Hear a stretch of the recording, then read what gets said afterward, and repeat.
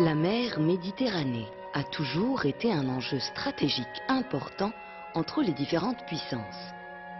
Il en fut ainsi entre Rome et Carthage dans l'Antiquité. Entre ces deux empires, il y avait une lutte acharnée pour la suprématie en Méditerranée. 3 guerres les opposèrent sur près de 100 ans. Ce furent les guerres puniques.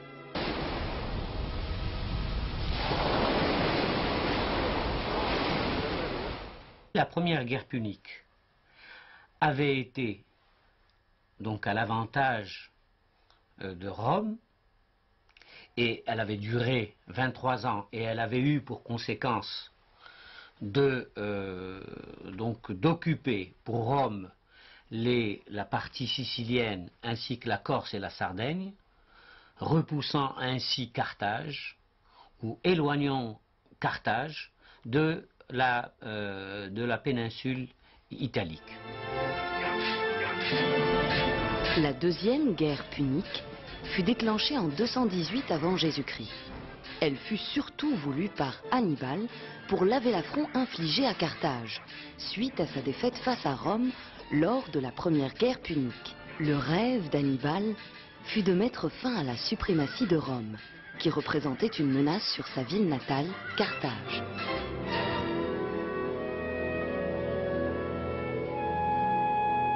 La deuxième guerre punique va évidemment avoir pour théâtre la péninsule ibérique. Rome, en tant que puissance montante en Méditerranée, va vouloir chasser les Carthaginois de la péninsule ibérique.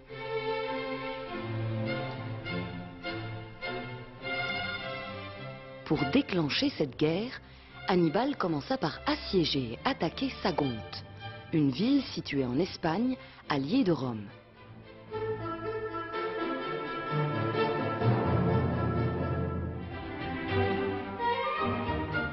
Par la suite, Hannibal se replia à Carthagène, où il reconstitua et consolida son armée. De là, il traversa les Pyrénées et les Alpes et porta la guerre en Italie. En Italie, Hannibal remporta de grandes victoires pendant plusieurs années. Il envisagea même d'assiéger Rome. Mais les Romains contre-attaquèrent et lui firent subir de grosses pertes.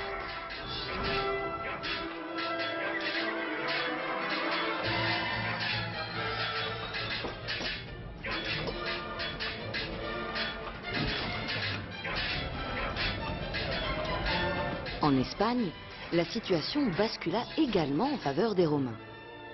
En 206 avant Jésus-Christ, le général romain Scipion chassa d'Espagne le général carthaginois Hasdrubal et son armée.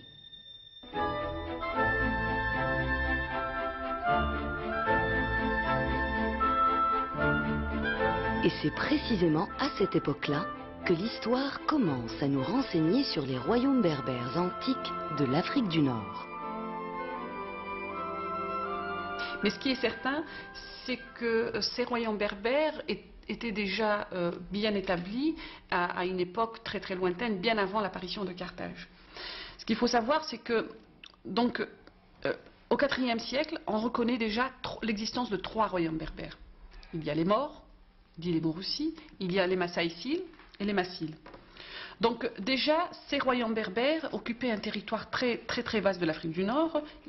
Donc ces 3 royaumes berbères, leur territoire s'étalait des rivages de l'Atlantique, donc le Maroc, à l'ouest, jusqu'aux frontières de l'État carthaginois à l'est. Le premier royaume, celui des Maures, occupait approximativement le territoire du Maroc actuel jusqu'à la Moulouya à l'est. Le second royaume comprenait un territoire qui s'étalait approximativement sur l'est algérien et une partie de l'ouest tunisien. Il portait le nom de la tribu prédominante, les Massiles. Le royaume Massile était coincé à l'est par Carthage, qui agrandissait ses colonies au détriment des Massiles.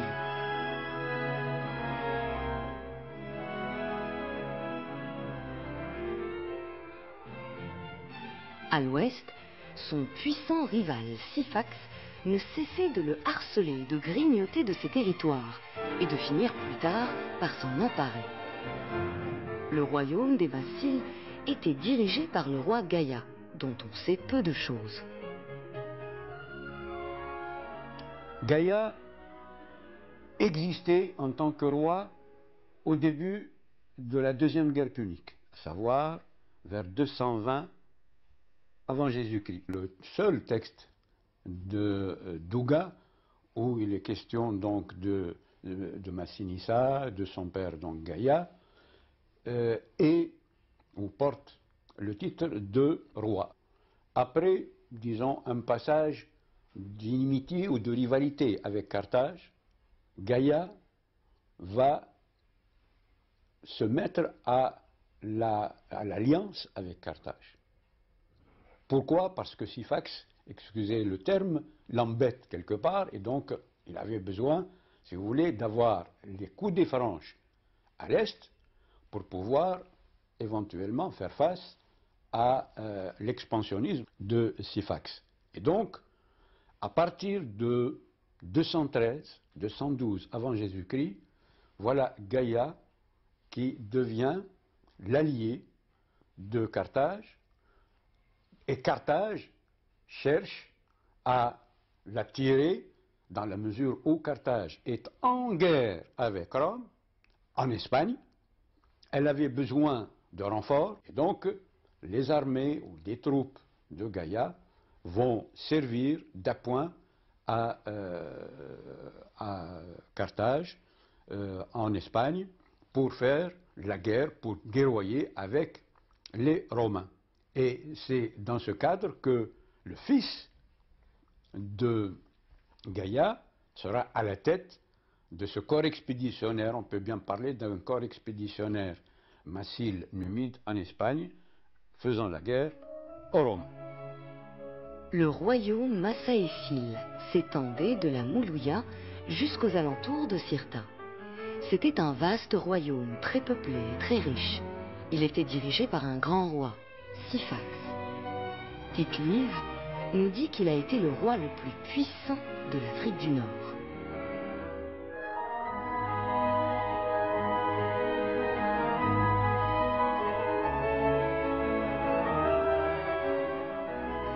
Le royaume massécile était le plus puissant royaume de l'Afrique du Nord. Cela veut dire que, et par son étendue, et par la fertilité de ses terres, et par l'étendue de sa côte, donc le nombre de ses ports, on pouvait considérer que le royaume des Masséciles était le royaume le plus important à cette époque-là. Un royaume important qui avait pour capitale Siga, située à l'ouest de la Massaécilie, sur les bords de la Tafna. Sa première capitale fut Siga, et par la suite, on verra qu'avec les différents affrontements avec le royaume des Massiles, il a pu acquérir la ville de Cirta, donc Constantine, qui est devenue par la suite la deuxième capitale du royaume des Massaïcides.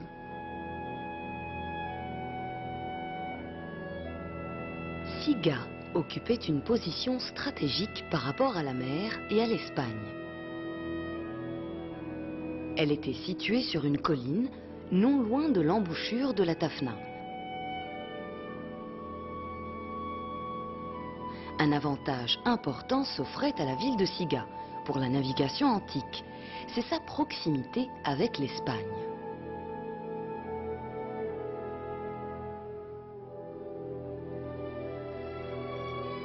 Cette proximité facilita les échanges commerciaux entre les deux pays.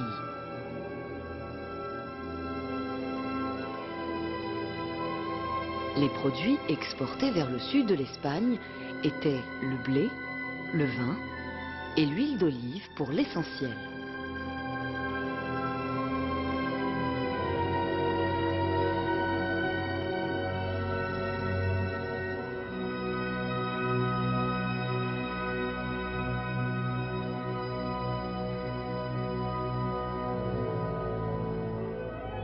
En Massaécilie, L'élevage n'était pas en reste.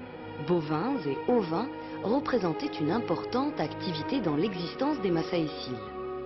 C'était une activité qui permettait de satisfaire certains besoins nécessaires à la vie quotidienne des populations. Nous pouvons ainsi relever que l'économie des Massaéciles était à vocation agricole et d'élevage.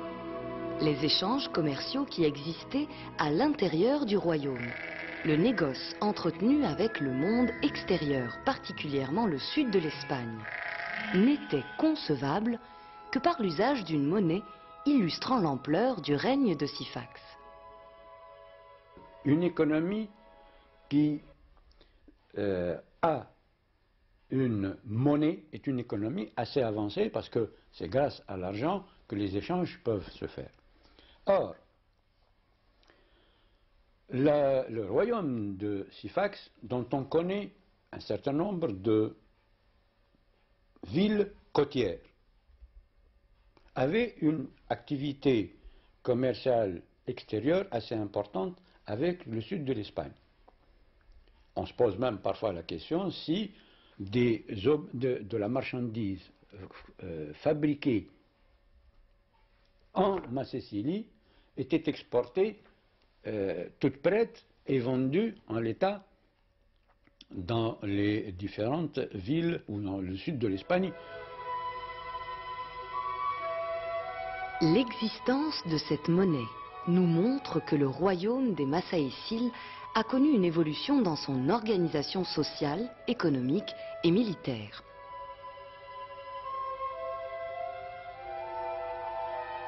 Elle montre également l'ouverture de ce royaume au commerce méditerranéen, grâce à ses nombreuses villes côtières dans lesquelles Carthaginois, Ibères ou Romains venaient échanger leurs produits.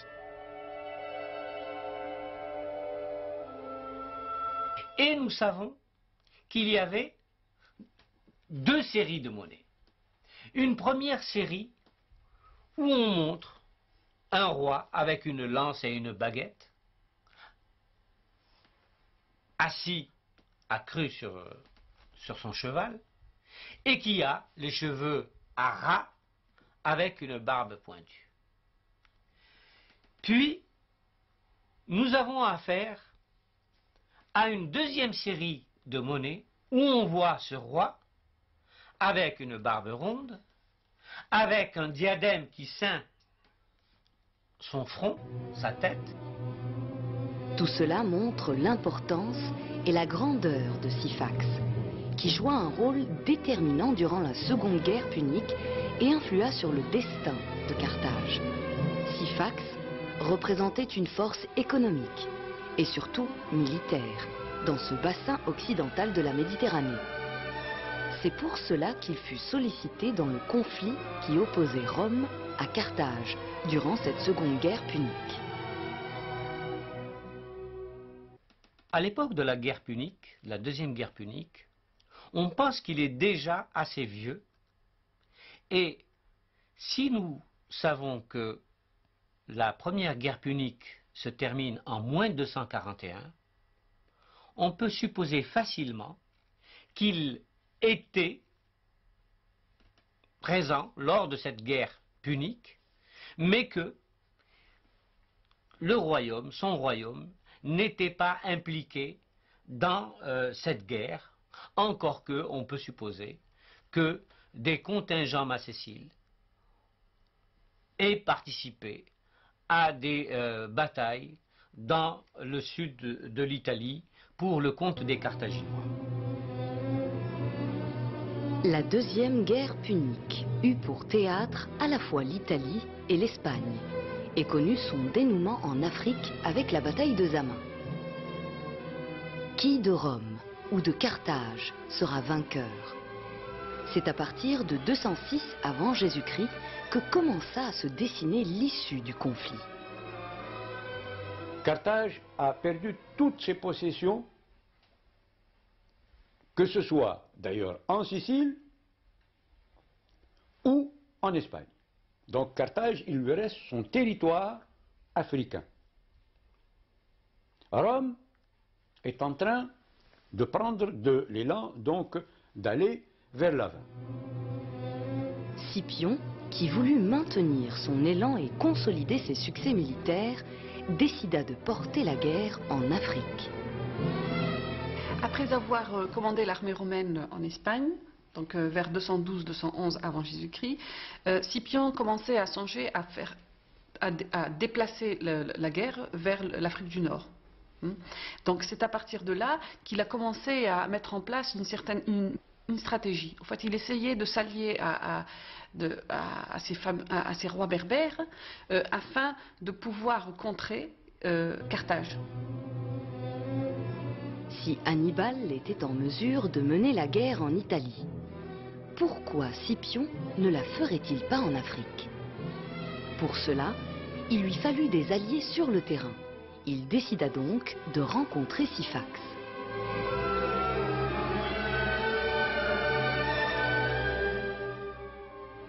Syphax, lui, est en train de regarder les choses, donc de suivre le développement, et il s'adapte à cette nouvelle situation où il y a pratiquement un renversement de la situation diplomatique mondiale. Et c'est ainsi que Scipion prit le risque, malgré les dangers, de quitter l'Espagne et d'accoster sur les rives sud de la Méditerranée à Siga, capitale de Syphax. Le hasard voulut qu'Hasdrubal, le général carthaginois, arriva presque au même moment que Scipion. Nous sommes en 206 avant Jésus-Christ. On sait que les Romains qui veulent en découdre une fois pour toutes avec les Carthaginois feront tout. On sait que les Carthaginois feront tout aussi, mais les uns et les autres ont besoin d'alliances sur le terrain. Or, évidemment, Tite-Live ou Polybe, que disent-ils? Ils disent que c'est Scipion qui cherche à rencontrer Syphax, Hasdrubal qui cherche à rencontrer Syphax, de retour d'Italie, Syphax qui veut devenir un partenaire. Pourquoi est-ce que ce ne serait pas lui qui aurait été à la tête de l'initiative de provoquer une sorte de conférence à Troie? Ceci est tout à fait plausible puisqu'il a exigé que ce soit Scipion qui vienne et non pas, comme Scipion le voulait, envoyer des officiers subalternes. Hasdrubal a besoin de Syphax. Selon Tite-Live, Syphax trouva fort beau, et cela l'était vraiment, de voir les généraux des deux peuples les plus puissants de l'époque venir, le même jour, lui demander sa bienveillance et son amitié.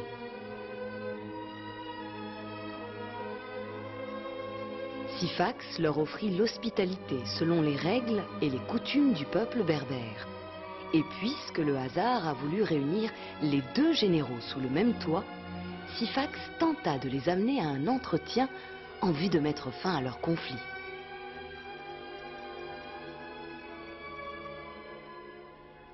Syphax veut lancer une sorte de conférence à Troie avec comme idée fondamentale: on se met d'accord, vous les Romains, vous restez chez vous, les Carthaginois sont chez eux puisque les Carthaginois c'est fini avec l'Espagne, et moi je suis un agent de paix, si vous voulez, et donc je milite avec les uns et les autres. La conférence tripartite qui se tient à Siga en moins 206 montre combien la ville où le soutien de Syphax était important pour les deux parties au conflit.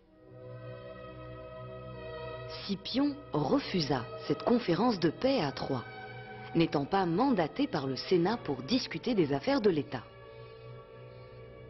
Par contre, Scipion ne trouva aucune objection à se mettre à la même table qu'Hasdrubal. Un dîner offert par le roi réunit Scipion et Hasdrubal, qui prirent place sur le même lit. Le succès diplomatique de Syphax fut immense. Les deux grandes puissances en Méditerranée étaient à Siga.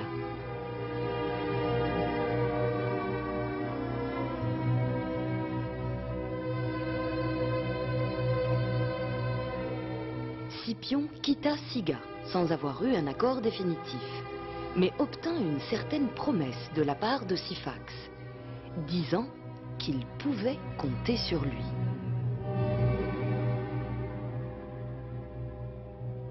Après cette rencontre, Hasdrubal sort très méfiant. Va voir les Carthaginois et leur fait un discours. C'est un discours qui est repris par l'auteur ancien, Tite-Live, et dans lequel il dit « Carthaginois devaient moins rechercher comment ils avaient perdu l'Espagne, mais plutôt se demander comment garder l'Afrique. »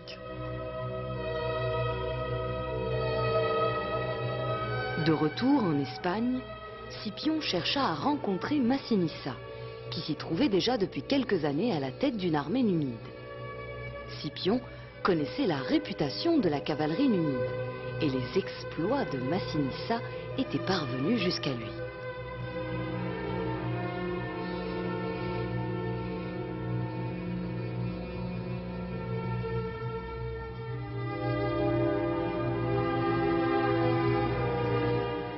Il fallait pour Scipion un allié africain qui connaisse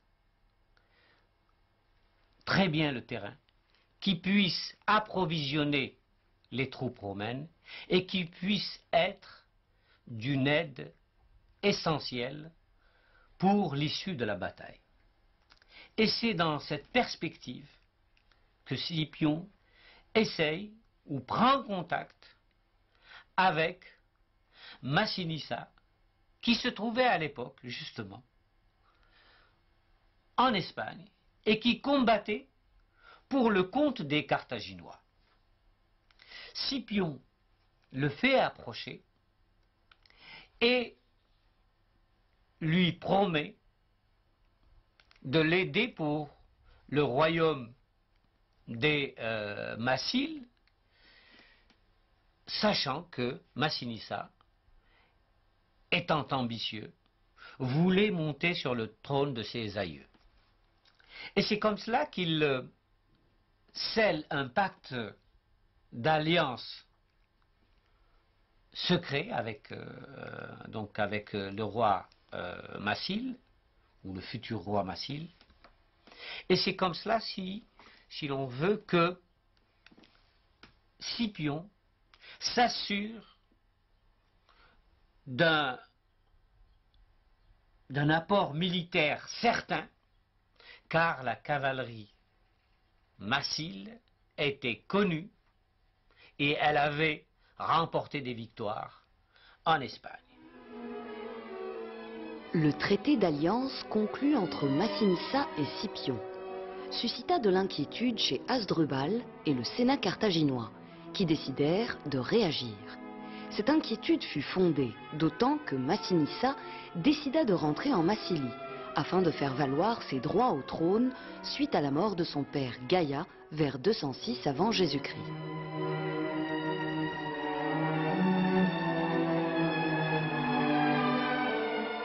Hasdrubal s'inquiète et il finit par comprendre que Syphax joue un très grand rôle avec Scipion, et il préfère à ce moment-là de gagner sa confiance en lui proposant en épouse sa fille Sophonies.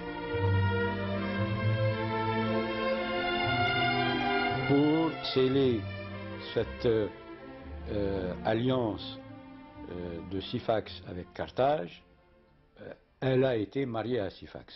Syphax ne devait pas être dans son premier âge, mais elle, semble-t-il, n'avait pas atteint encore les 20 ans. Elle devait être beaucoup plus jeune, mais ça n'étonne pas. Jusqu'à il n'y a pas longtemps, on pouvait marier les filles à 13 ans, donc il n'y a pas de raison pour que la Sophonisbe n'ait pas donc subi la même situation. Sophonisbe, fille du général en chef Hasdrubal, avait bien des qualités. Elle était musicienne et jouissait d'une grande instruction. À l'origine, selon Appien, Sophonisbe aurait été promise à Massinissa, car les deux familles étaient très proches l'une de l'autre. Charles Saumagne dit « Si les Carthaginois n'avaient pas commis une lourde erreur de diplomatie matrimoniale, Massinissa aurait soutenu Carthage contre les Romains, et l'appui de son bras et de son génie aurait peut-être fait dévier le cours de l'histoire. »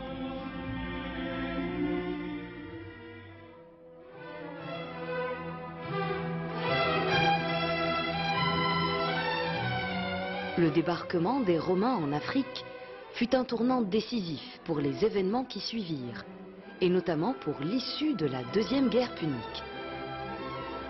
Il eut lieu vers la fin de l'été 204 avant Jésus-Christ.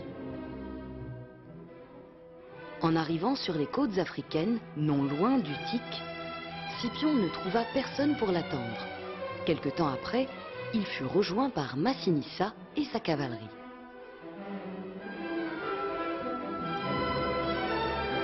Et de nouveau, Syphax, espérant toujours jouer ce rôle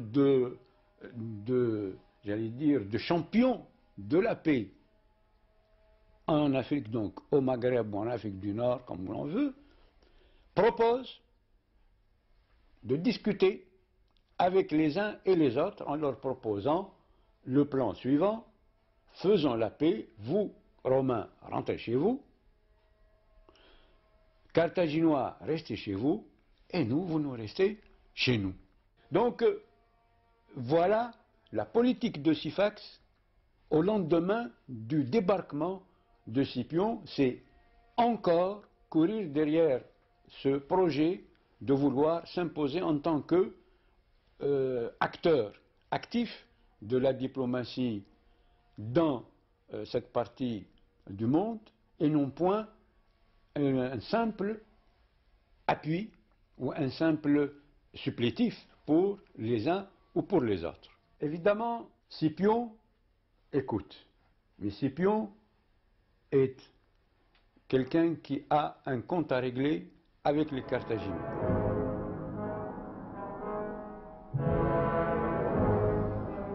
Les camps d'Hasdrubal et de Syphax n'étaient pas loin de celui de Scipion. On dit qu'ils avaient été construits presque entièrement en bois. Pendant que se déroulaient les négociations, les Romains préparaient un coup qui allait coûter cher à Syphax et ses alliés les Carthaginois. Les espions de Scipion relevaient les plans des deux camps et la manière dont ils étaient gardés. Ces renseignements donnèrent l'espoir à Scipion d'incendier les camps ennemis à la première occasion.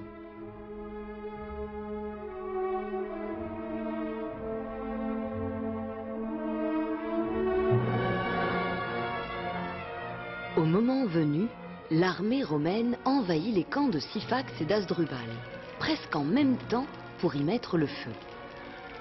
Les hommes de Syphax, croyant le feu fortuit, se dispersèrent sans armes pour l'éteindre.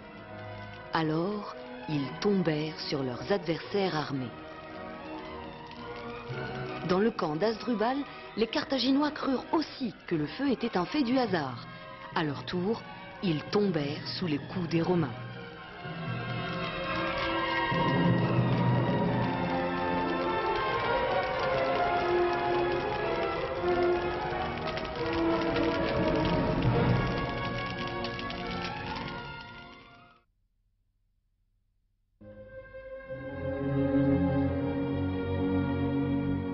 Selon Tite-Live, près de 40 000 hommes furent massacrés ou dévorés par les flammes.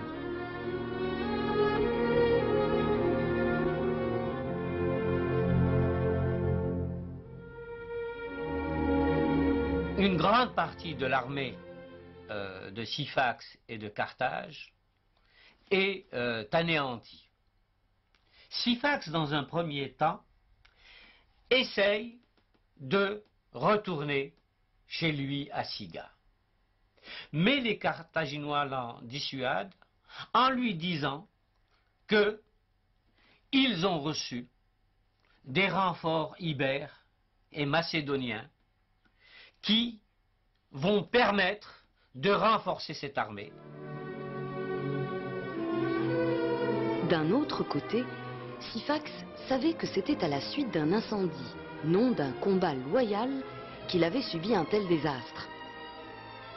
Seul était vaincu à la guerre celui qui était battu par les armes, disait-il.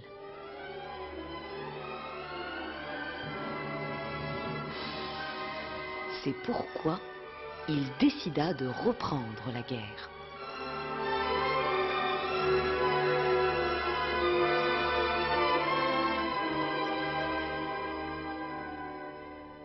Et c'est comme cela que, de nouveau, Syphax revient et s'engage dans cette fameuse bataille de Zama, qui a lieu un 19 octobre 202, moins 202 avant l'ère chrétienne, où, malgré la présence d'Hannibal, et malgré la présence donc de 800 éléphants, il est défait, et évidemment, il est fait prisonnier et emmené à Rome, où il va mourir traité comme un roi, parce que il avait été tout de même un grand négociateur et il était à la tête d'un puissant royaume.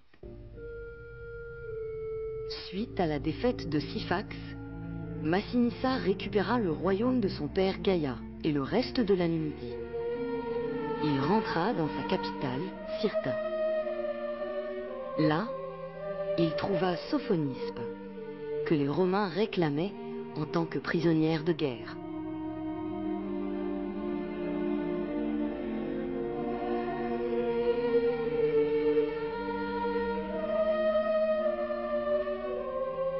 Pour lui épargner le supplice et l'humiliation que lui réservait Scipion, Massinissa lui offrit une coupe de poison.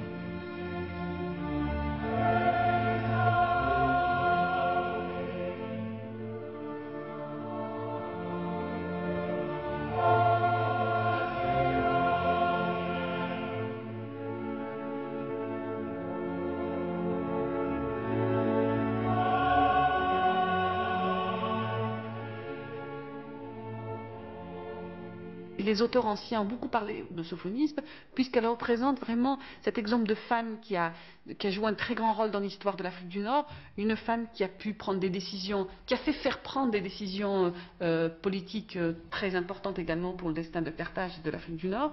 Elle rentre dans la lignée des femmes importantes de l'Afrique du Nord, avec Didon, la Carina.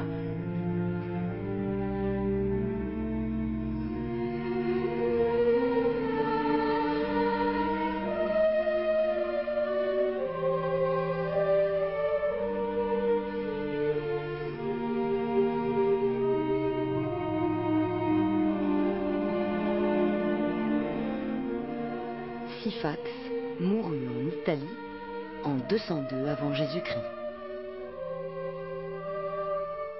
Syphax est un grand personnage qui a joué un très grand rôle dans l'histoire de l'Afrique du Nord durant le troisième, on va dire le IIIe siècle. C'est un personnage qui a certainement laissé beaucoup de vestiges, qu'ils soient des vestiges écrits ou des vestiges archéologiques, qu'il faut savoir chercher afin de pouvoir donner la place qu'il faut à un personnage éminent et incontournable.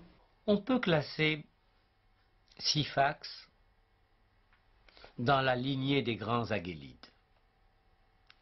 Bien sûr, nous ne le savons pas. Nous savons très peu de choses sur sa vie et nous savons très peu de choses sur ce qu'il a fait, mais il est évident qu'il a organisé un État, qu'il a travaillé pour que son royaume soit un royaume indépendant. Aussi, on peut dire que par son sacrifice, Syphax a montré la voie par la suite à la résistance à Rome et on peut le situer parmi les dignes fils de l'Afrique.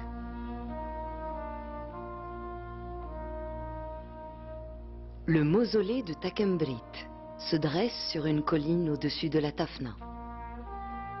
Il fut érigé pour certainement abriter Syphax après sa mort. De là, il aurait veillé sur cette Méditerranée qui lui était chère. Mais le sort en décida autrement. Le mausolée restera vide, mais pas seulement. Il finira par être détruit par les effets de l'érosion et du vandalisme. Malgré cela, il nous rappelle la grandeur du roi Massaésil, qui œuvra pour la paix en Méditerranée et pour l'indépendance de l'Afrique. Syphax restera à jamais dans la mémoire de tous les Berbères.